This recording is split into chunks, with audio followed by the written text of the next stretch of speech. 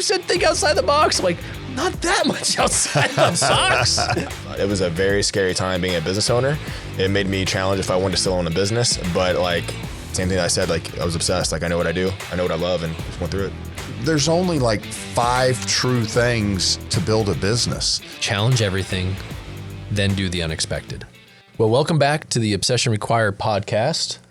Last episode, we spent a lot of time just kind of establishing who we were, what we're trying to do here, and a little bit of our history and our background. But now this time, Andy, you've got some pretty in-depth questions. Yeah, I think the theme of this is, really getting into the struggles that we have on a day-to-day basis. I don't want to, like I said before, I don't really want this to be, about coaching. If somebody wanted to they'd go hire a coach or get a mentor or something like that. I just want to be able for us to talk through struggles that we may have constantly on a day-to-day of working our businesses. I mean, I don't know what y'all's thoughts are. Yeah, no, I mean, every day is a different battle. Yeah. And then that's just the life of an entrepreneur. I mean, whether it be a forklift running their forks through a pallet of our magazines to one of our employees just never showing up to stock the magazines to even tariffs. Tariffs have impacted our business. And so why? Because paper got expensive? Well, no, that's part of it. Not through our publishing house, actually, thank God, because we're all made in America, and we publish out of Denver. When you get closer to the coast, though, you're buying a lot of stuff from Canada or from overseas. But it is creating supply and demand. No, a lot of our advertisers, some of the people that make some of their red dots and some of their gun parts and some of their technologies that's manufactured in Asia and China, et cetera, are just experiencing it all. So, I mean, shit, and I didn't even think they may cut back on their advertising budgets to compensate for that, which are in turn going to affect you. The first thing that's always cut is marketing, which I think is absolutely stupid because that's when I'm going all in. Yeah, all of a sudden you're going to become non-relevant, and that's happened to a lot of companies out there. I mean, that's how Pepsi beat out Coke in aspects of their rise and all those kind of things. So. Yeah, well, good way to keep politics out of our podcast, John. I'm talking about tariffs. I'm not talking about.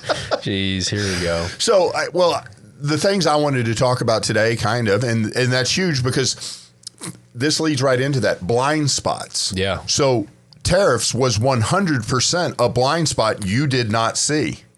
Correct? Well, I could tell you another blind spot that has affected everybody, and tariffs I think are relatively new to people, but I mean, if you want one that everyone could circle around, is COVID. Let's think about that. Now, that was a blind spot.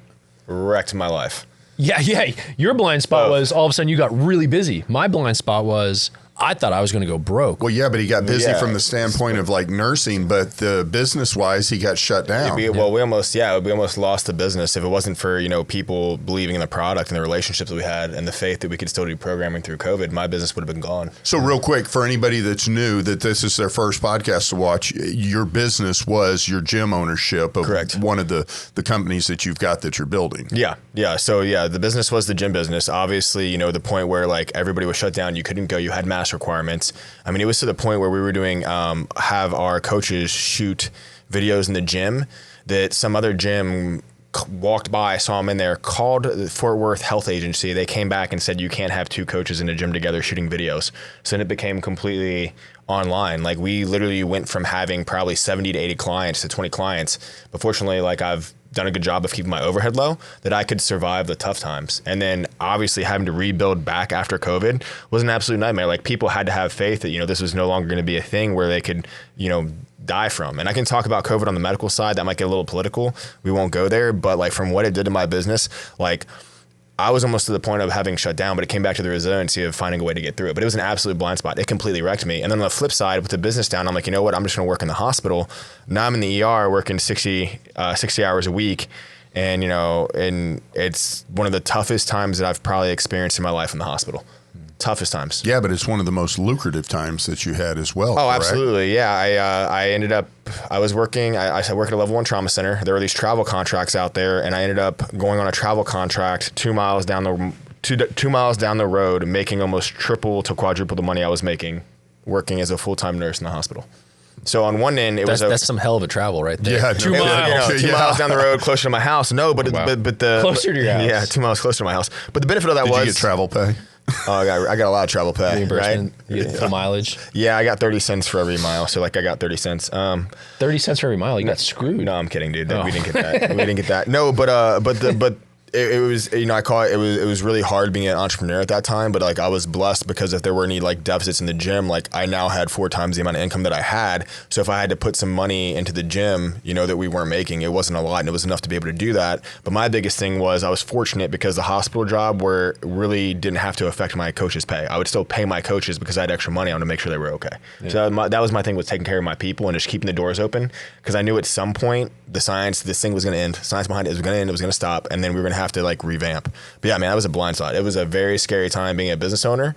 It made me challenge if I wanted to still own a business, but like same thing I said, like I was obsessed. Like I know what I do, I know what I love, and just went through it. God, and I loved COVID. Yeah, no, COVID was great, and for us, it was horrible. I didn't love it from like COVID. You know what I mean? Oh man, I love COVID. Let me rephrase like the that. fevers, Would you like a mask? diarrhea? Yeah, Or do you wear masks? No, I at never night bought just so into. I in case never you bought miss it? into. I never bought into any of Yeah, them. I'm no, not I going to opted get out. into all that. But one of the big things, in my industry, you know, they went and all the other companies basically went into this deal. Oh, we're doing it all online. We're no longer, because granted, we're a large gathering of people in one spot. You know, there's 400 to 500 dealers that show up on auction day, and they're all gathered and they're huddled up together. So everybody's like, okay, what do we got? We've got a COVID, you know, cluster here.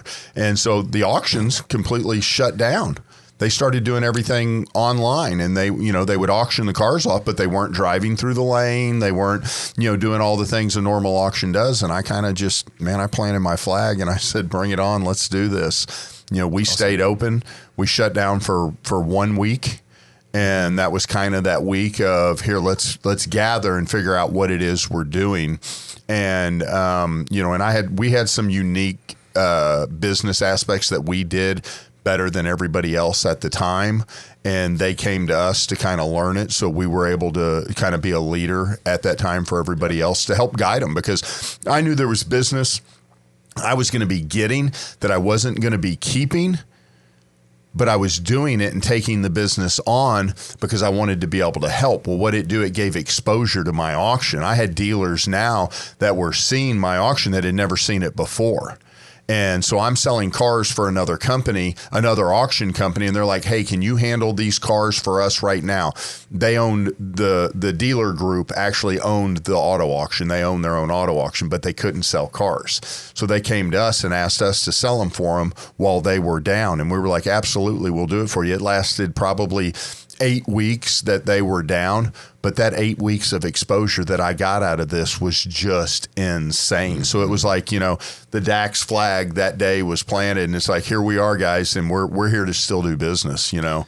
And then, and also for me, that there was a defining moment. There was that lady, and I'll never remember her name, but that she was the hairdresser that got arrested for opening her salon. Oh yeah, I remember that. And I'm sitting there and I'm like, you know, as a business owner now, not as anything else, not, you know, I wasn't concerned on the other side of it. I'm just doing it from a business owner side. I'm like, you know, this is how much my team means to me. I told all my employees, I said, no matter what goes on in this, I said, you have a job until I can no longer afford to pay you. Yep. And that means I will take myself all the way down to being broke in order to keep this place open and keep y'all employed if we can never open the doors again. And then that lady gets arrested, and I'm sitting there and I'm going, man, if she gets arrested for the fire she's got to keep her business open, I told her, I said, we're never shutting our doors. I said, they're open. We're open for business. We may only run 5 cars at a time, but we're open for business, and we're gonna stay here and fight. And so COVID ended up being an absolute blessing for our business. I think for the auto industry in general. Yeah, for sure, know, for the auto industry. You know, we got lucky and we got classified as what they, you know, the essential business. But yeah, it's a perfect blind spot because none of us were expecting it. You know, and that was like what. For Hook and Barrel, speaking of essential businesses, like we thought we were screwed because we were in all these, we still are in all of these sporting goods stores. Mm-hmm. And at that time, 85-90% of our distribution was Bass Pro Shops and Cabela's. Well, every other mom and pop got shut down except for Bass Pro Shops and Cabela's because they sold camping gear. Wow. And that was essential. It was essential. Well, you just never know. I mean, water purification, end of times. I don't know. They left it open. I wouldn't have, it's one of those deals you wouldn't have classified. I wouldn't have thought that either. No but way. we looked for loopholes at the same time. When that deal originally came out, what is classified as an essential operation? Yeah. And when they put automotive in there, we're like, oh yeah, well we're part of that. That's awesome. Yeah. Well, and so we were able to just capitalize on. We were the only magazine that was like presented right at the exits of those doors. Everyone was loading up on ammo. Everyone was loading up on all this stuff. Everyone thought the zombies were coming, and they were coming into the stores. And at the same time, people had all this free time on their hands. So they were out there hunting and fishing. Fishing numbers went through the roof. Hunting numbers went through the roof. Gun purchases went through the roof because at that time we had all that civil or peaceful protests, as they'll call them. Did you see your online digital sales going up at that same time for subscriptions for the magazine? Yeah. I mean, those are always pretty steady. Yeah. At that time, we weren't necessarily looking at that aspect of the business. We were just looking at print magazines going out the door because in the beginning, the focus on our digital business really kind of started maybe 2.5 years ago or so. Not that it was never a focus, but like I'm hyper focused on it right now. The print product kind of takes care of itself. But at that time, I still was establishing us as a brand, as a tangible product. And that was really the magazine side of things. And we had literally just went to print on the March-April issue. Or no, it was the May-June issue rather, with Emeril Lagasse on the cover. And that's when they shut it down. And we're like, shit, what do we do? Yeah. So, but fishing tournaments, remember when fishing tournaments were like essential things you could still do and people were still fishing everywhere? Yeah. So like I started calling anybody that owned a fishing tournament that I knew. That's brilliant. And I'm like, Absolutely brilliant. I've got a lot and I've got a warehouse of magazines. Can you please put it in all of your angler bags? And we were just going to give them away to everybody that got into these fishing tournaments. And then all of a sudden, Bass Pro Shops at Cabela's gets deemed an essential store. I had to call up people. I'm like, well, you remember all those things we're putting in your swag bags? Can I have them back? Can I have them back? That's kind of what happened. Wow, That's awesome.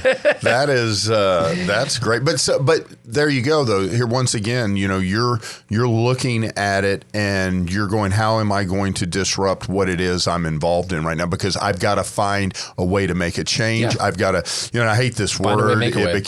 I swear it became the catchword of COVID was pivot. Yep. And here's John pivoting to go to here. I'm gonna put all our magazines in angler bags. Dude, I was like in Dirk swag Nowitzki bags. just pivoting. Yeah. Any way I could shoot that ball, I was. But we had to. So and that was an important part of it. Now with the gyms though, were you allowed to have like a pop up fitness routine out in the parking lot? Yeah. That's honestly something that we possibly could have considered, but because it wasn't deemed an essential business, like anywhere that we had coaches together around the business, we were essentially getting hounded for. Wow. So that was it. And I think that there's also something to be said, and this is for a takeaway as well. Like, you guys kind of have products, right? Like mine's a service provider. So there's going to be like deviations for that. And I think that's something for COVID as well. Like obviously you guys were, being able to provide your products. With that service industry, I mean, you saw it in a lot of places how they had like restaurants had new restrictions and stuff. It just kind of impacted everybody differently. And especially like on that end, like a lot of other gyms went out of business in that same situation just simply because of that. So I think it's cool how to see the difference in how, we navigated it from you guys, providing products and then as me providing services, fitness services, it just varied on the impacts of that and, how we both all had to kind of navigate that. You guys seem to pivoted well, which is awesome. But, it was just one of those things of like, it was just an uphill fight and we weren't winning, especially when the city got involved. Did you see people getting lazier or getting more in tune to their fitness during that period? So a lot of people ended up buying home gym equipment and I don't feel like they got the actual use out of it. Yeah. Because this is just my opinion, I saw a lot of people come back from fitness and we can say fitness competitions or whatever. I'll leave that broad, but they weren't in the condition that they were when I'd previously seen. I got the COVID 20. Yeah. 100%. Yeah. Like the freshman 20, but yeah, COVID freshman 20 was COVID 20. Got lazy. No, I ate a lot. I drank a lot. I know that. Yeah. Actually, I think I may have been. No, I think today I'm probably in the best shape I've been in. But You're I welcome. think you're welcome too, because you got a good partner out. I do have a good partner out of that. Yeah. Until the wall balls. Yeah. Until the wall balls. Oh, here we go again. I'm sorry. But no, during COVID, like, dude, we ran an illegal gym out of my garage. Like, I bought more battle ropes. I bought kettlebells. I bought all the things, and everyone would just come over. And but you lived in a neighborhood of freaks. You really did. I mean, and they were awesome people. Y'all I just remember all the crazy stuff during COVID you would see John's neighborhood doing. It's like you had a group of just maniacs, you know, like there was y'all did the snow sledding or whatever you did through the neighborhood. Redneck sled riding. Sled riding. I mean, I can see you opening basically a fight club in your... They closed the pool, and I built the pool in the back of my truck, filled it up with the hose, and we had a party in the front yard. I remember that. I'm impressed. That's awesome. So. Yeah, well, it was Texas. I mean, I opted out of that. I mean, Texas was the first state not to have any restrictions or anything. I remember, though, that some of the gyms were open. Like, I used to go... I went to like Texas Family Fitness, and the rule was you had to wear your mask until you got to the front desk. After that, you could take it off. And everyone was like huffing and puffing on each other. I'm like, this is the most stupid thing. Like, I didn't even wear a mask. I just walked in, and they'd be like, sir. I'm like, fuck off. Like, so I think it was a blind spot for everybody though, because nobody knew how to handle it. Nobody knew what the, what should be the appropriate protocol, which all aspects, I think, there really is none. No, but I think with any blind spot, there's no protocol. It goes back to obsession required. Like when you're obsessed, there is no way to fail. You don't have that option, so you figure it the fuck out. And and I think that's what we did. So with that, talking about those blind spots, let's talk about something like right now. Within recent times, I mean, like what you're going through right now, whether it's leadership or in operations or something like that, where's a blind spot just bitch slapped you and said, hey, pay attention. Dude, right now for Hook and Barrel, we are definitely leading the tip of the spear when it comes to technology, the adoption of AI, website stuff, all the different things as it applies to the editorial world in our business. Now, obviously, we don't use it to write articles. We use it to curate content. We've created a chatbot, which is about to deploy. I realized years ago that my industry is stuck in the early 90s, right? I'm surprised we aren't still trying to watch VHS tapes. And I'm like, this is not going to be my story. I will be on the leading edge of all this, and I'm not even going to talk to my industry. I'm looking at what the big media companies are doing, and beyond that, what's Silicon Valley doing? I was probably the first. I don't know how many, 10, maybe 100,000 first users of ChatGPT. I was on the beta. It was like an invite only thing, and when I saw that happen, I instructed my team stop worrying about search engine optimization, start focusing on what the future of search engine is. And I had predicted at some point, essentially, Google's Gemini would come around. Like, how do we manipulate that system? Because for us, the name of the game is traffic. Because the more traffic we have on our site, the more we can charge for ads, the more we can charge for all the different things. Plus, it leads to organic sales. And I had this foresight. So the blind spot, though, was I didn't know enough about web and dev. And so we'd hire all these different people. And I'll tell you what, those nerds, I swear, engineer things to keep themselves employed. And just when they start working, somebody introduces a new set of code that will completely fuck up the last set of code that was perfectly good, and it will create another job for them for a year until somebody figures it out. Job security. They create their own job security. And then when you talk to them, they're like, well, the beta file of the database has a subscript that's not necessarily, using the flux capacitor of the web provider. And you just sit there, and then you start glazing over, and you're like, okay, he's used a lot of big words. This guy knows he's. And I'll tell you what a blind spot is. I think for anybody that runs a business, are web people. They're always a blind spot. You're never going to be able to figure out what they're doing. You just have to find the least fucked up one possible. If that's even fair to say. So for me recently, the recent blind spots we built this huge website. We dumped 6. I remember Deer Camp. I was working off of Starlink in the middle of nowhere. I'm like Ted Kaczynski in a cabin somewhere working off Starlink, having calls and calls and calls. And I got to the point where I was so frustrated by the process that literally I took a month sabbatical from the business. I was half involved. I'm I just need a break. I'm going to lose my shit if I don't, literally lose my shit if I don't step away. And I did. And we the contractor never finishes up the job. We actually 8 weeks ago or 6 weeks ago hired a full-time web dev guy that's now ours. So there's nowhere they could hide. There's no like sick cat memos that we're getting or like gamer things they had to go and do, or they're going off to Comic-Con or whatever they nerds do. Like he now works for us, right? So like, here's your desk, fix it. Well, as Adam goes through things, we realized the guy that nearly put me over the edge. And I remember Natalie distinctly saying, we are not going to lose our business to a nerd. Like both of us are losing it. She used that specific word. She didn't use nerd, but my wife's an angel. I was going to say Natalie's way more politically correct than you are. Yeah. Natalie's a saint. No. Yeah. In private, I'll tell you what. I mean, now this has become public. But in private, she's a savage. She's like, if anybody's watched Queen of the South, I think that might be like her like past life or something. I don't know. Watch her on DeWalt drills. No. But anyway, she's like, we're not losing business to this. And the blind spot is we get this new guy in, and even up into this week is literally realizing this guy like over-engineered the website so much that I swear it was like, this is how the Germans lost the war. Like everything is overly complicated. There's systems for systems on top of systems. And that blind spot is just not having the knowledge in every aspect of your business. I'm sure you can relate. There's parts of your business you might not have that knowledge for. So much. Same thing with you. Like you're just like, but it always tends to be the thing that becomes your Achilles heel. But it's funny how it comes back to IT, because it's the same thing. Like, I'm trying now to figure out so much about ChatGPT. How am I going to incorporate that into my business? How do I incorporate it into my daily life? How do I incorporate it into, just anything I'm doing to be able to get the information that I need? You should create an app called And I. Yeah. And he gets up there and he does the auction for you. I think that could happen. We should start it. We'll start that. Yeah, let's do it. I always tell people, they'll be like, "Oh man, I can put my cars and sell them online," and I'm like, "Yes, you can. You can completely do that." But the one thing that computer can't do is he can't convince that person that said no to say yes. Yep. Mm-hmm. And my guys that are my auctioneers, those guys can do that. That's the part of, I've got, I make sure I hire world champions.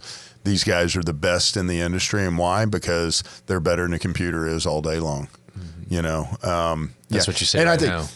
No, I think ChatGPT, I think it's great. I think it's going to evolve. I think in our industry, is it something that's going to be somewhat of a disruptor? It's got an opportunity to be, which it does in every industry, but there's still a way to use it and make money. Oh, yeah. ChatGPT, it can give you a strategy, but it doesn't know how to implement that strategy. It doesn't know there's things that no matter what, it takes a human to do. It's just an information source for me. Well, I think a lot of people too, and I think we're getting off on a tangent here, but we are. You brought up a blind spot about nerds. I'm telling you this. Like AI has been around forever. Yeah. And I speak on AI all the time. I remember I was at a conference 2 years ago, and I was speaking about, or they actually, you know what? This is a chip on my shoulder.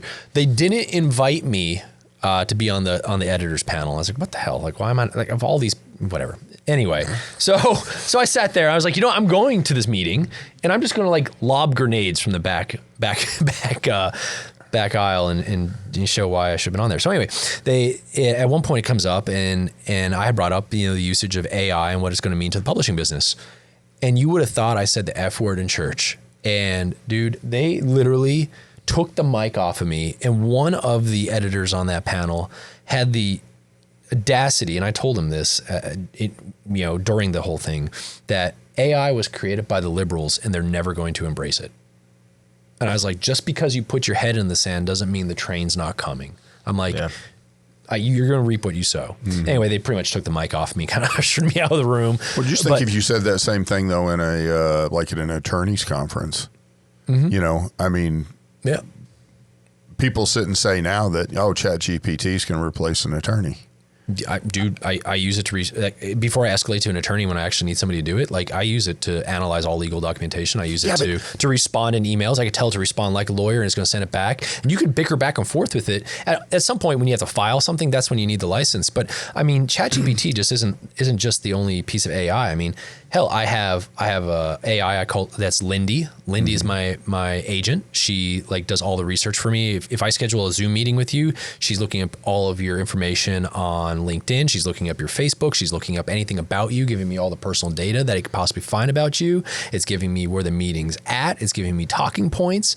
I have one that I use on my phone called Plod that returns or records all of my phone calls, that breaks down all the conversations, action points, then emails it to that person I just spoke to. I'm going off the grid. I like literally, Maybe, I don't know. I've had friends that have used it as their financial planner for 5 years or more. Probably getting 30% returns. Yeah, no, it actually beat out his financial advisor. I mean, and I'm trying to get like Lindy, I'm trying to figure out, I was listening to another pod, and there's a tech guy on it that uses Lindy to make dinner reservations for him.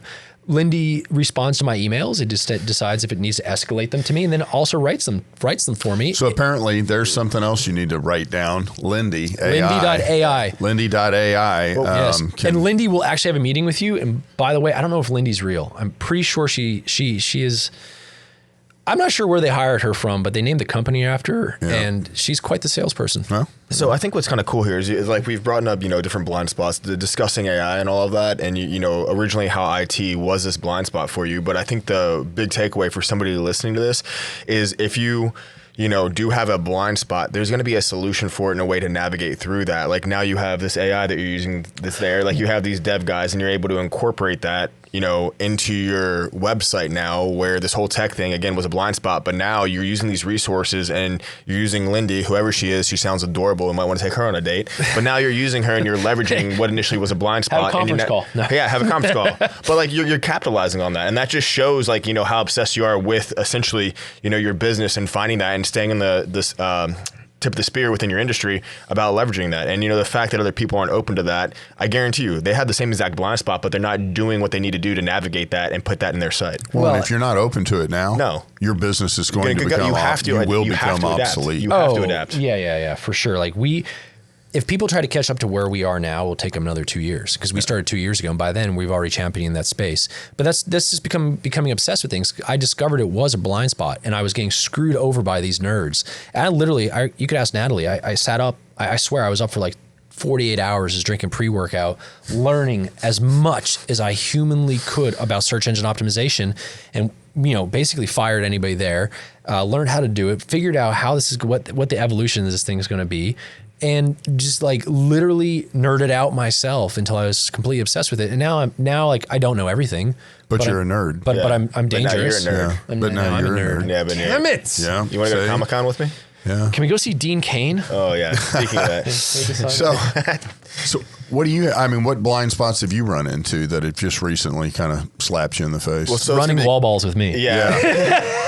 Well, at this point, doing wall balls with John is it's no longer a blind spot. It's right there. I see it. Every race, I know it's there. I know when I'm getting to wall balls that, I just need to suck it up because it's going to hurt. No, so the interesting thing is that we're all discussing that, and I think this might end up being the theme of like sort of this pod. We just kind of went there naturally. Is back in, I want to say last August, September timeframe, my longtime gym manager went into a new career in real estate. Super proud of him. Young kid doing great for himself. But on top of that, going in, I wanted to switch the systems that I was using for gym management, and as well as client acquisition. I had systems that were working, but there was a system to be better.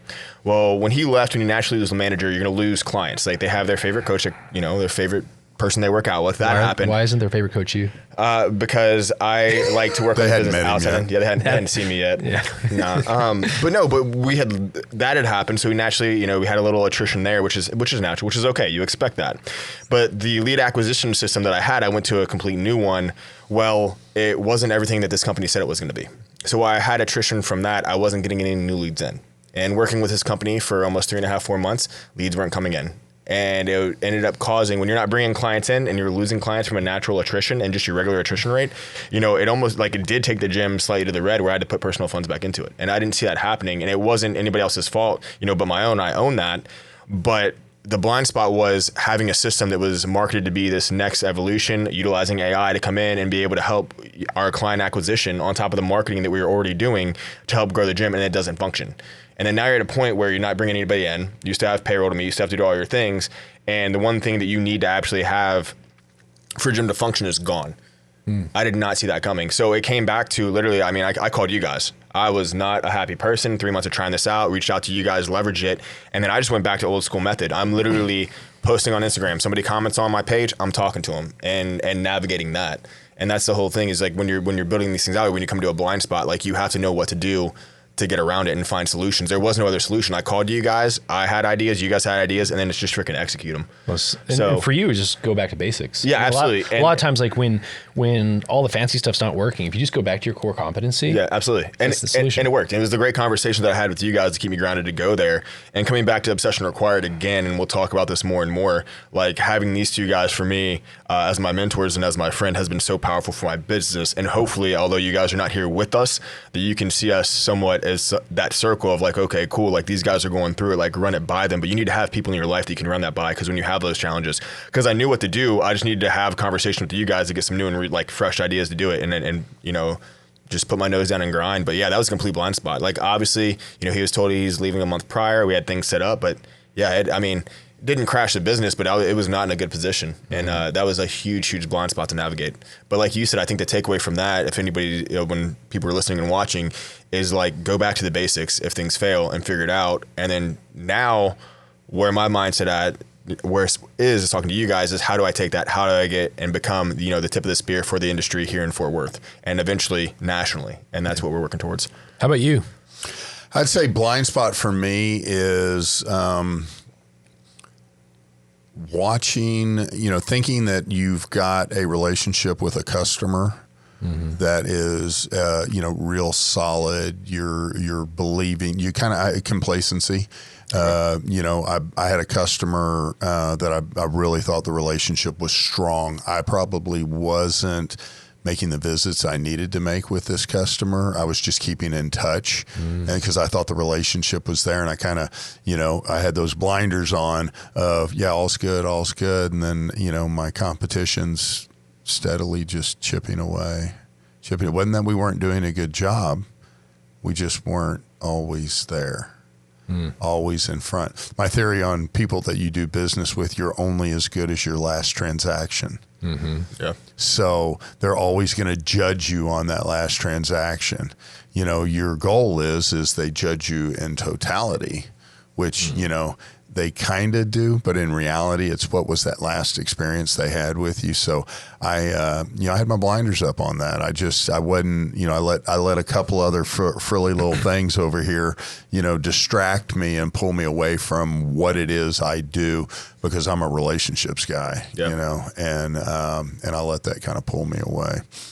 So, and I really hadn't talked much about what my business is, you know, and I'll just do a quick deal on that. So I've got you know, my business is the auto auction business, as you guys know. I've got auto auctions in Florida, Rockwall, Wichita Falls, Amarillo, and working on a surprise one as we speak, and we'll go a little further into that later. But yeah, so I'm in the auto auction business, and I deal with a different type of deal. I have two customers, where at the gym, you've got one customer. You've got the person that comes in, that's your, you know, that you're training, or, you know, whoever signs up for a membership. You know, you've got your customer that you're basically, you know, getting to get the magazine, or at the same time, you've got the customer, the advertiser that you're trying to show that you're doing exposure for them for. I've got a buyer and I got a seller, and I'm the man caught in the middle. I got to keep them both happy. So, which is a walking a tightrope at all times. So it's always, you know, my blind spots for me are sometimes focusing on the seller side too much, or focusing on the buyer side too much, and not always being able to, you know, say, hey, you know, we're on an even playing field at all times. You know, and I struggle with that. So yeah, that'd be difficult. Almost trying to wear two hats at the same time, if that makes sense. Yeah. And that's what I'm always doing, is I feel like I'm always wearing two hats at the same time. Just like, you know, oh, I could put this one on, you know. Yeah. But, you know, it's a challenge. And, you know, and that's what I hate about blind spots, man, because you think always you know, oh, I've got it all covered, man. I am covering the playing field. No, you're not. You're not, man. It's just But here's the secret: nobody is. I know that, and that's great, because that's where we're able to go in and take away business. Just because I might have messed up over here. Doesn't mean I can't go back and rebuild it. It's kind of like this customer. He kind of checked me, and that's when I was like, oh crap. Mm-hmm. Yeah, you're right. I have been neglecting. I didn't lose the customer, but he put me in check. Your industry though the car industry is just a cutthroat industry. Yeah. It really is. And, with all due respect, I mean, a lot of the stereotypes about the old used car salesman were kind of just what they are, stereotypes. But there's a lot of truth in every stereotype. And when you multiply that across the big business now that you're running, it's just you're not like playing with the deals with like one little car over here. You're talking about dealerships or now dealership groups. And when those dollar bills start getting into the, $100 million kind of marks, the level of cutthroat that I'm sure you experience every day is pretty significant. No, I mean, and it's gotten really different, and now I've gone from both sides. I had a used car dealership at one point in time when I was in between, auction business, when I sold the company. And then when I got back into the auction business, I had that gap in there of, hey, I've got a used car business and I'm doing this because I knew kind of wholesaling and stuff like that. And then got back into the auction business and really trying to scale it up at the same time. And the loyalty you find in it, it's tough, and I'm truly a loyal person. I'm trying to make sure that every customer can call my phone. It doesn't matter what time of day it is, whether they're a buyer or seller. Most of my customers have my phone number, and my cell phone's on is out there to get. And why? Because I believe I need to be available to them, Absolutely. And I've put myself in that position. But also by doing that, I've hindered myself in being able to grow because they always think, oh, well, I can just go to Andy. Well, really, you need to be dealing with my general manager over this issue, or you need to be dealing with the salesperson. They need that respect because they're the ones that manage that account. But the customer always feels like, hey, I'm picking the phone up and I'm going directly to Andy. Yeah. And so I've hindered my team a little bit in that aspect, but it's just the way we run our business. That door's always open. I swear I live in a glass box. Yeah. It's when people come to the auction, and it literally is, it's a glass windowed office, and I'm sitting there and everybody it doesn't matter who's in there. People will just walk in. Hey, I got a problem with this. I'm like, let's talk. Would you say, though, that some of your success for your business is because of your openness? And I know you're saying that it's a hindrance for your sales team, but very much in all of our industries, fitness, magazine, marketing, and the car auction business, it's very much a relational base. So the time that you're saying that it's hindering you, I feel like maybe that's part of your success is because these buyers and these sellers know that they can come to you. And it's not like, I absolutely respect, the sales individuals as well, but there's something to be said about having that relationship with somebody who's in charge, that they know that they can come in, their problem's going to get solved. Like, to me, that's a huge sort of, I think, a benefit to the buyer and the seller to have that access to you, which they might not be privy to if they're with somebody else. Well, and at the bigger companies. Yeah, so absolutely. If they're, let's just say one of my competitors is the largest in the world, that they're not walking in there and they're not going to the GM of that auction. Not at all. They're definitely not happening. They're not getting past the gatekeeper, and at my place, yeah, you can. What I've tried to figure out, though, of learning now as I've really taken on this leadership role that I'm trying to do, is where I feel like I'm taking away from my salespeople or my general manager, is I want them to feel empowered that they're making the right decisions or they're making the wrong decisions. When I tell, I'm like, hey, you made a wrong decision on this. I need my customers to feel that same confidence in what it is they're doing. 100%. And so that's where I feel like I'm hindering them. I got you. They're not getting that chance to make that decision because that customer feels like they can just come directly to me, when the outcome would have been the exact same had they gone to them, because that's how I've trained my team. Yeah. I've put those processes in place that they know how I'm going to handle the situation. So they're going to do their best to handle it the exact same. So this customer, if they'd just gone to them, they would have got the same result. They didn't need to come to me. Absolutely. I think one of the things I struggle with a lot in this kind of, because I am an open book as well. People come to me all the time, and it's a relationship thing, and I become friends with them, and I do all these things, and I start joking around with them, and because that's just in my nature. But I think what ends up happening, though, at least what I'm experiencing, is there's a level of respect that a CEO demands. And when you're an open door and everybody just comes in and it's like a big party all the time and you could just joke around with people, that when you speak then, sometimes they don't take you as seriously. Yeah. And it's something that like I'm working on actively to become a little, I don't want to say harder to approach, but, and I'm not going to do this really so much with my direct team right now, but the next layer underneath my direct team, you have to kind of put that chain of command. Think about back in the military. Well, I was going to hit on that. Like if you could just like walk into your whatever, whoever you had to report to, your platoon leader or whatever, and just be like, hey, what's up, bro? And hey, what's going on? What'd you do last night? Oh man, how are they? No, you walk. Yeah, you're not walking into your commanding officer's head going in and be like, what up, dog? So I might be the offset of that, but we'll talk. That's a whole other story about that with me. But no, you're right. I think that having a business structure, and this is just me coming again from, sort of ground up in the military, like absolutely there's structures in place to make sure everything is executed properly. Me being lower enlisted, I mean, I came out senior enlisted, but anyways, that's a whole nother story. But the whole idea is that it's going to come from the top down and then it's going to be executed. And there is, let's say, some autonomy within each level of that. But absolutely, like if your colonel was like just your best buddy here and then there, it's going to be a completely different dynamic and relationship for that. So I think you have some absolute validity to that. There needs to be a slight amount of fear of the leader. You've got to somehow put yourself on that pedestal. Well, that respect has to be there. There's a reason why there's that authoritarian respect that you've got to have. But, real off of it real quick. So when I had my old auction, it was me, my dad, and my brother, ran that auction. I was the face of the auction. My brother was the general manager, and my dad handled all the finances of it. So I would go out and I'd do sales and I'd do all the stuff I needed to do. My brother was the leader, though. Even though I was the face, I was the main owner, I'm the front. My brother was truly the leader, because he's the one that was leading.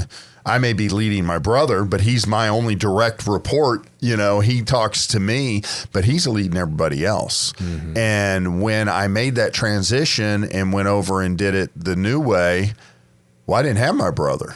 I became the leader. Yeah. Now I had to learn to be that puppet master that's sitting there doing everything, learning how to interact with not just my direct report team, but interact with everybody else in the office to where it's not that deal of everybody in the office they can come by and be like, hey, can I come into the office? I have something I want to talk about. Absolutely. Doors open always for a conversation like that. But if you have a problem, everybody in that office knows I go to my direct report. I tell them the problem. And then if that problem needs to be brought to me and brought to my desk, then it's brought to my desk. Now, if they have something they need to come just talk to me about, that's one thing. But if it's, hey, I didn't get these titles out and done in time, they're not coming to tell me that. Mm-hmm. They need to go directly and tell the office manager that. Then the office manager has to go, and I got that because my dad ingrained it in me, son. From the military.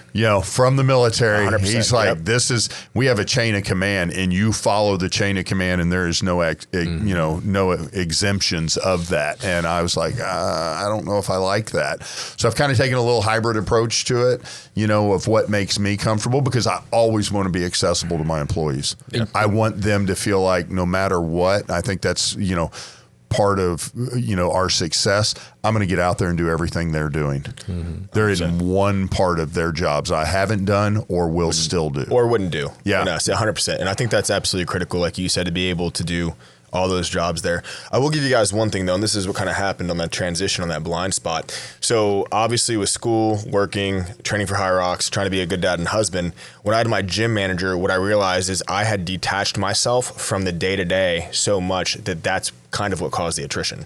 So while there is something to be said about, you having that open door and having to talk to buyers and sellers, I realized that I had to still have that with my clients. And not that they didn't have access to me, but when I had the manager and everything was essentially going to him and he would go to me like that chain of command, what ended up happening was I had a client base now that didn't have necessarily a relationship with me. They had a relationship with my programming and my manager, but then when he left, what did that leave me with? And that's where I think, from what you're saying, being essentially like a ground level leader, if that's a term to use, and being there and being accessible to everyone, that's probably made a huge difference in your business. And now that I've been doing that and injected myself back into now coaching 2 classes a week, having that relationship with those clients, just like you have the relationship with your client, it's been one of the best things for my business. And it was a really good reality check once I realized how much I might have not over empowered him. I always want to build leaders and build, independent thinkers. But at that point, I had become so disconnected because I was worried about the big oversight that I forgot that, this is a relationship business and you have to be there. The people have to see you. Buyers and sellers, the clients need to see you in the gym and how critical it is for you to be there. Well, and that's exactly, part of that problem. I was always, I always believed I was boots on the ground. I'm there.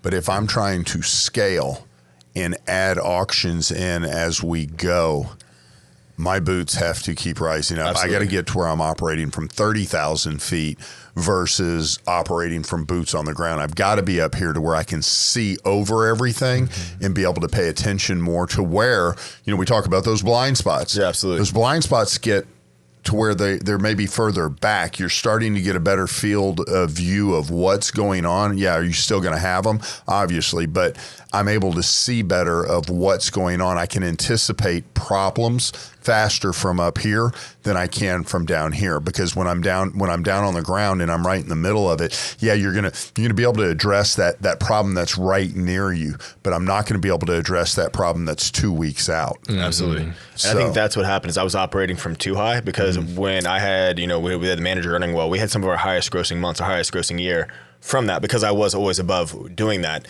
but I had separated myself so much that I had lost the relationships, and again, a little bit different business models, right? But it was critical for me to be there. But you're right, when you're operating and you can see everything from 30,000 feet, I was predicting what's going on. I was already putting things in place, establishing things that I needed to, wasn't communicating well. That's a whole other conversation for this podcast, but I was able to see that. But then I also missed that part. You sound like you're operating from 30,000 feet. Both of you guys are, but you still got your boots on the ground enough to know what's going on. I took my boots off the ground, and that was detrimental. That's what that jumping out of the plane's for. Yeah, absolutely. I just make sure I got a parachute on. No. For me, though, what's interesting is I've been running this social experiment within the company where I will purposely, because I've been trying to get employees to figure it out themselves. Absolutely. Even if they figure it out 80% as good as I will figure it out. And I have to be okay with that, because otherwise I will continually have my boots on the ground. Because I was always the person that was like, fuck it, I'll do it myself. Please, just stop. I'll do it myself. And before you know it, I've taken on so much stuff that I can't possibly keep it all together. No. So the social experiment that I've been running is I turned off notifications on my phone, and I will literally check my phone. We've noticed that. Yeah. And it works for everybody, actually. Yeah. No. And then I'll purposely look at it and go, oh, they need an answer now. Then I'll move on to something else. Yeah. And I'll be I'll always determine how important or critical is this question. But if it's something if I look at them in the greater scheme of things, this isn't that important. And then it's amazing what I've been watching transition over the last 6 months.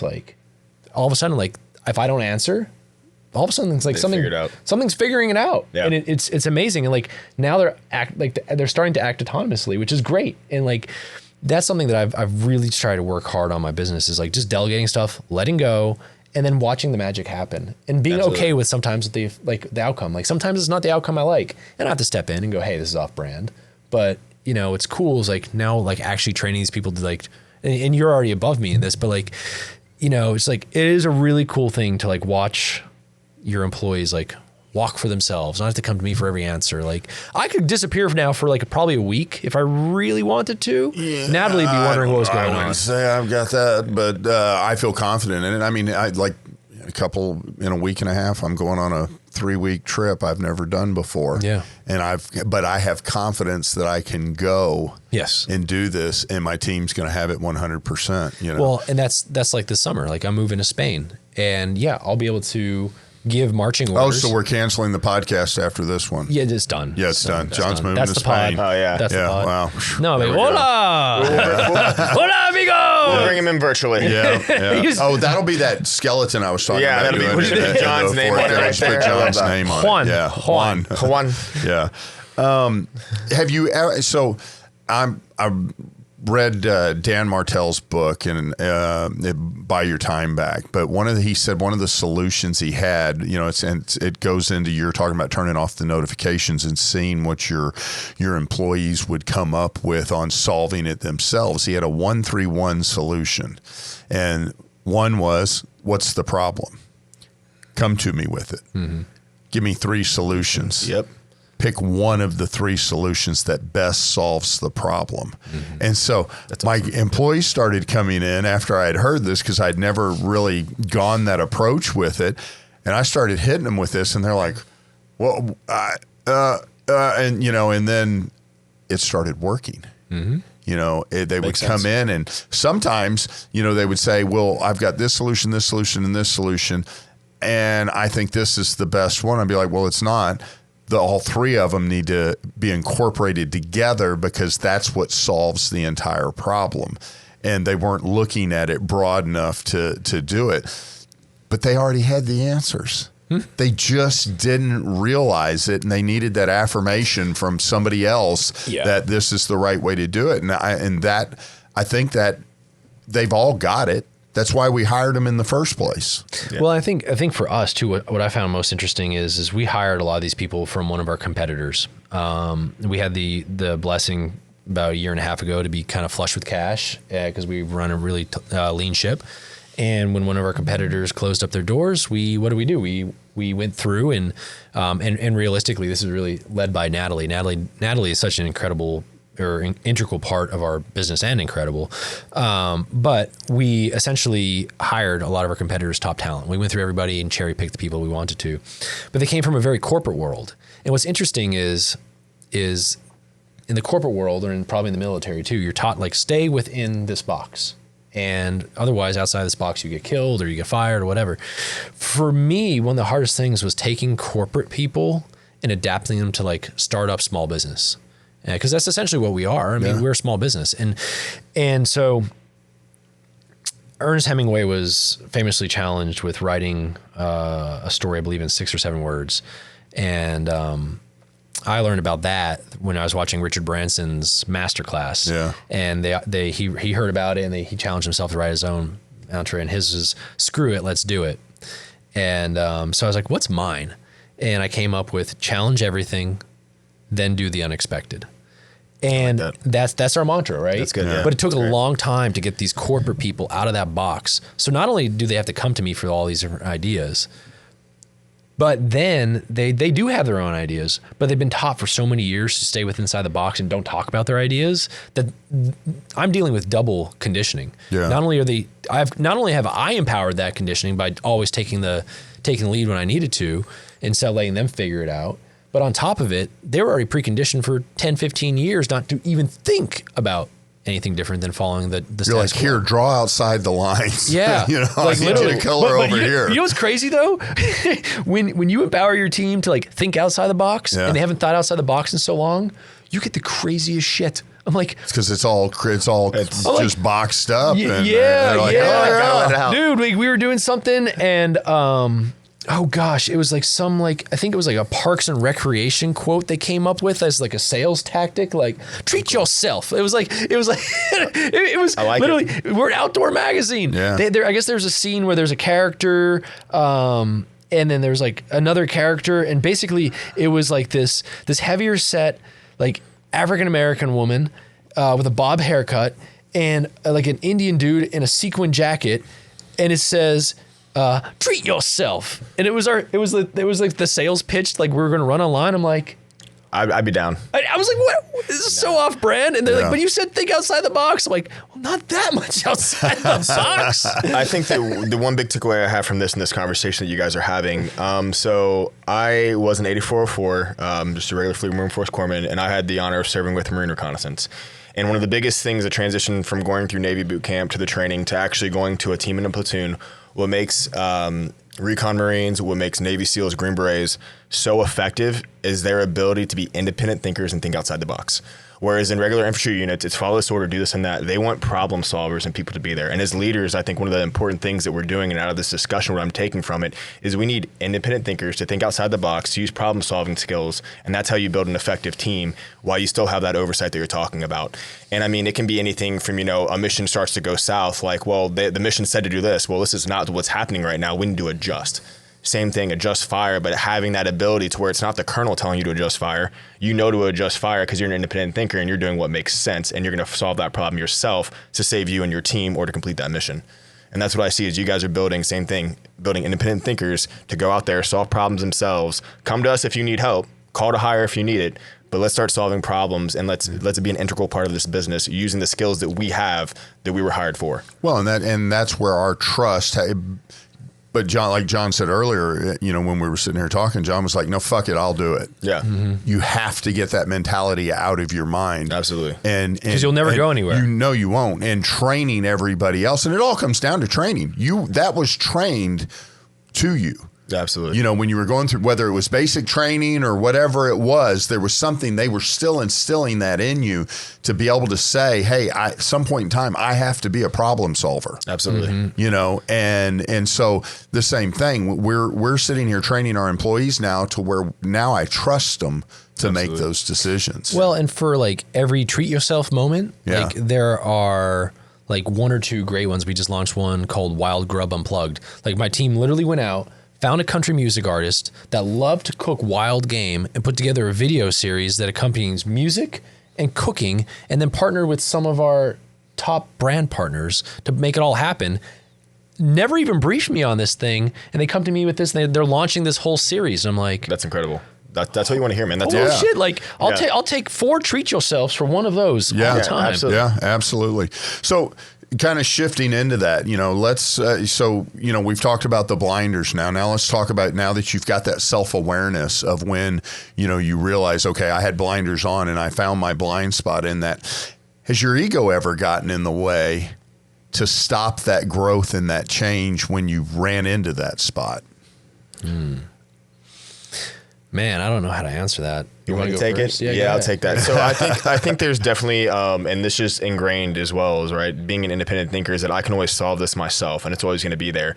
And even a couple years in the business, right after COVID, I was like, I can solve this myself. I couldn't. And once I realized and came to it, like you don't have the knowledge to handle this situation. It was unprecedented for us all. Then I hired a business mentor, and that's when we grew our revenue. And then you have to at some point come to that realization of I might not know what to do, and you either need to have a trusted mentor or friend group, or find that and put that, because that ego will kill your business in a second, quicker than you can blink your eyes if you don't acknowledge what's going on and do something about it, or find somebody who knows what there is. There's somebody who's been through an experience that you can reach out to who's willing to help you. And this is the whole part of what it is we're sitting here doing. 1,000%. Because we're all going through it right now. Does not matter the different size and scale of revenue that we go through. Business is business. There's only basics of business. Absolutely. And I always sit there and laugh. I hear all these people out there like, oh, coaching this and coaching that. And, I'll take your business and scale it to this, or I'll take your business and scale it to that. I'm like, man, there's only like 5 true things to build a business, but right there, you're part of ego. If you're not afraid to ask for help when you need it, 100%, and put that ego in check, you just marked off one of the boxes. 100%. You have to. You cannot own a business and have an ego, or it will be the death of your business. Yeah. I mean, you always want a little bit of that ego because you got to have that swagger. Confidence. You need to have the confidence. But ego will destroy you. Yeah. No, ego will blind you. There is a point of diminishing returns when it comes to ego. Yep. 100%. You have it. Yeah. Are you my wife? What is this? Oh man, you're pretty. It's okay, man. I feel like I'm on Fox News is outnumbered here, and I've got I got a bunch of women squawking at me right now. I think I think that overall, I think there's a lot of good talking points today that we really hit, and I hope that people find value in that, and they can take it and learn from this, because we've all had these experiences, and I'm sure somebody out there has a blind spot right now they're going through, but I think you guys both highlighted how you first acknowledge you have a blind spot, because it's a blind spot. Sometimes you don't even know it's there. And then when you see it, you finally see it before that wreck happens, you acknowledge it and you redirect your course. Mm-hmm. So real quick, as we go into kind of this finish up of talking about blind spots and stuff like that. So what would be something that most people completely get wrong when they're going in and they're starting to build something great? Dude, taking no for an answer, I think. Because when someone tells you no, you're just asking the question wrong. And I found it. And a lot of times, like, they'll say no, and I'll just continue to go ask more people. And they're like, well, they've already said no. And I'm like, no, like, the person that said no never had the authority to say yes in the first place. I just asked the wrong person the wrong question. So we're just going to keep going. And I literally will find a way around everything. So I think that's one of the biggest things. People just hear no. And it goes back to like what we talked in the previous episode about giving a qualitative answer to a quantitative question, right? Mm-hmm. And it's like these people say no, and they have no basis for why they're accepting this answer. And they just go, you know what, this is just impossible. Like giving away a magazine on a national scale, at, each one worth over $1 each. And I'm giving out 85,000 copies per issue right now. Like, dude, I'm giving away like $100,000 every time we do this, right? And that's not even like the cost of the writers and all this stuff. Yeah. But it's because somebody told me I couldn't do the business. It's somebody told me no, I couldn't be on the newsstand, and I'm like, well, great, all right. How about I just build my own newsstand? Is there any problem with that? And like, no, not really. But good luck. I'm That's like, awesome. Cool. I'm just going to do it myself. So like taking no, like don't ever, when somebody tells you no, that just means you're onto something, and get around it. Yeah, find a way, make a way. I forget, man. I'm going to get this wrong. I heard this the other day, and it was a guy was sitting there said, if I told you had to go through 150 no's to get a yes that was going to lead you to $1 million, how hard would you work at that? Dude, Walt Disney. How many times was he told no? Go after it. I'd be sitting there asking every person I had to ask, tell me no. Mm-hmm. I'm going to go through and I'm going to get as many no's as I can. I just don't know where that yes is coming. All of those no's go back to your blind sides. Those no's are Those no's are a blind spot. 100%. Blind spot. Yeah. Because you don't know. And I can relate to it in the car business of whether it's going into a dealership and asking a store to run their cars, or if it's one of my sales guys picking up the phone and calling people to sell them cars at the same time. They don't know when that yes is coming. Mm-hmm. It may take 10 no's to get that yes. It may take 100 no's to get that yes. But on number 99, if you quit, you just fell short of that yes. 100%. And I think about building something great, like you guys kind of hit, the point of like rejection. Like you have to be able to take rejection and keep on pushing through it.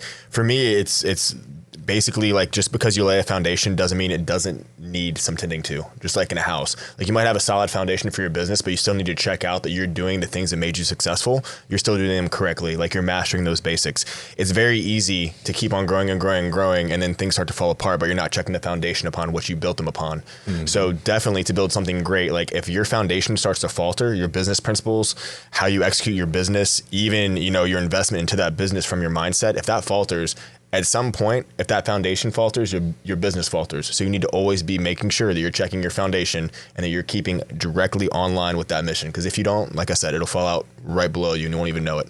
I had written down like 5 things that I always talk about within business that I think if you stick to, kind of, and this is a very narrow mindset of it, but 5 things that you stick to of business principles of what your core is, of what you would do to be successful. I've got never quit, be resilient, be relentlessly resilient, because you're always going to hear no.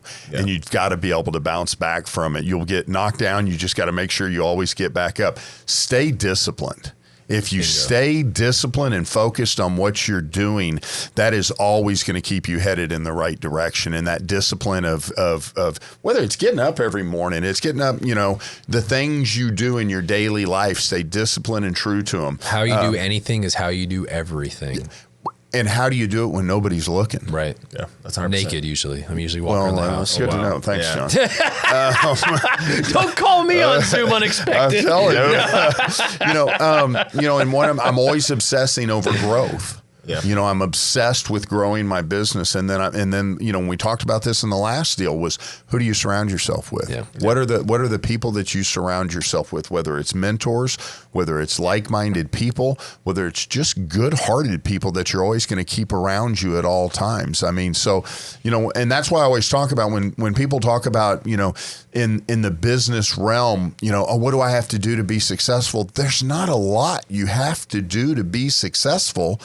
You just have to be willing to do it consistently and do it well. If you've ever watched any of the videos I put out, I always put stay consistent, stay successful. Yeah. Because if you're 1000%. consistent, being whether you're consistently disciplined, you're consistently, you know, doing your job, you're staying focused, you're relentless, you're obsessed, you're going to be successful at some point in time, because the person that is going to quit, or there's going to be somebody that's not working as hard as you guys are. I'm not the most talented person in the world. There's more talented people in business by far than what I am. I didn't have any advantages. I didn't have any of that. I had one thing, though. I won't quit. Yeah. I'm going to work harder than you are. I'm going to put in more time than you will. I'll put in more hours than you will, and I'll definitely sacrifice and risk more than I'd put 99% of the people in the world will, because I would bet it all on black if I had a chance. I've seen it. I know. I've seen it. That was a $50,000 win right there. Yeah. But I think one thing before we go that you said that I really keyed in on this year, and I think this podcast is part of it, but also things I'm working on too, is who you surround yourself with. If you want to be successful, you need to stop hanging around with people that are not. Yep. Yeah, and you 100%. need to surround yourself with people that challenge you to be a better person. You guys challenge me to be a better person. Yeah. Midway through your journey as a business owner, you'll find yourself isolated. You're siloed. You have no friends. Being an entrepreneur at some point is a lonely freaking place. Amen, Nobody knows what you're going through. I was going to say, So- it sucks. It's one of the hardest things you will ever do. That's the and point of it's my like- therapy group. It sucks. But but there's also other things you could do. Like there are groups out there. Yeah. There are, you know, Natalie and I have been looking for them. I think we found one that we may join. But like you find it through some of your speaking things. Mm-hmm. We're looking at a group called Hampton, which is for founders. I don't know what you're doing, but even just this podcast. looking for one right now. Look, yeah, Let's talk about but that. you're going to lose all your friends as an entrepreneur because either you're going to choose not to be around them, or they're going to see your success, they're going to get jealous, and they're going to leave you. Then you're going to spend probably 2 to 3 years thinking you're the only man on the island talking to a freaking volleyball. You know, that's what you're going to end up talking to. Whatever his name was, the volleyball from that. Wilson. Wilson. What? John? You know, I don't watch a lot of. I'm sure you played with a lot of volleyballs, though. Look at you. This comes from Top Gun Navy, dude. Over here. You're out there shirtless with Val Kilmer running around. I mean, that'd be pretty cool. I Rest in do peace. agree, though. Is that the skeleton in the closet? Is that too? Yeah, that's a skeleton in the Navy. closet. But I do agree with that. And this find your group. past year, going through the transformation I've gone through, the stopping drinking, the going and getting to where I'm working out more and doing the things I'm doing, I had a group of friends that kind of fell off, and there were some that were like, man, are you okay? Or do you have a health problem or something like that? I'm like, why? Well, you quit drinking. And I'm like, so was drinking the only reason why you wanted to hang out with me? Or was drinking what was defining me? Yeah. And, you know, and I didn't like the person I was once I had enough to drink. Yeah. You know, so and then I'm all about finding the haters. I want as many haters as I can have in my life, because fuck them. I'm out here doing it, and your ass is sitting over there on a keyboard going, dee, dee, dee, dee, dee, you suck. Yeah. Are you like David Goggins, like writing down the comments and playing them on repeat? Dude, I might be. That'd be awesome. I've got a couple of them that I've got on screenshot. I'm like, okay, S-Bean 105. I love that. But one of the things I want to say too, and I think it's really important too, when you have your group, this group right here, we're very diverse. We all excel very well at multiple things, but we all kind of have our niche, which we're great at. Like I said, John, like your marketing, Andy, the way you run your business, your operations. Like me, like I have, you know, the fitness behind me, the military experience, all that, and not my doctorate, and my studies, but we all do things very well. Like your group should have people like that has somebody there that's smarter about you than something that you need to take away from. If you were all on the same page having the same conversation stuck in one area and there's no growth in conversation, or you're not learning from something taking away from it, like you need to find a group that's going to have different insights, different experiences to help you grow, because you will be stuck in the same conversation over and over knowing again. that group is constantly going to change, because Absolutely. what's going to happen is you're going to be in this room and you're like, okay, here, I'm at this level in this room right now. But as I grow and I'm learning from these people, Absolutely. I'm working my way up to here. Well, guess what? Now I'm here. I'm at the top of this room. I need to go into this next room because I don't want to be at the top in a not at all. room. I want to be down here at the bottom to where I'm learning and I'm being pushed to excel the entire time. And, you know, you talk about going and finding those mentors in that. When I sold my company the first time, I didn't have a mentor. I didn't have what I have now around me. Would I have gone through what I did then? Absolutely not. Not a chance. I never would have done what I did. Yeah. I had a great platform to grow. I looked at the shiny stuff and I went for that. So it had I had a mentor or not, I may have sold, but I would have had a mentor that would have walked me through to maximize what I sold for. I went through and I got in the pool full of sharks and got eat up, and I don't regret 1 ounce of it. I'm glad I learned and I came back from it better. 100%. You know, And so sometimes that's what it takes. Yeah. It's what it takes. And it's sad it happens, but like you said, you took it and you learned from it. And that's huge. yeah. So I said we wrap up right here. I think we got in pretty deep. Guys, if you're enjoying this this podcast so far, obsession required, make some comments, subscribe, follow us, watch our Instagrams. We'll put them all in on the bottom so you can follow it, and then you can just watch John as he evolves as the beautiful man that he is. Beautiful. I don't know how I became the character on this show. No, it's but that's a wrap. That's the a wrap. pod. That's it. Let's go. That's it. We love you guys. Yep. Go Navy.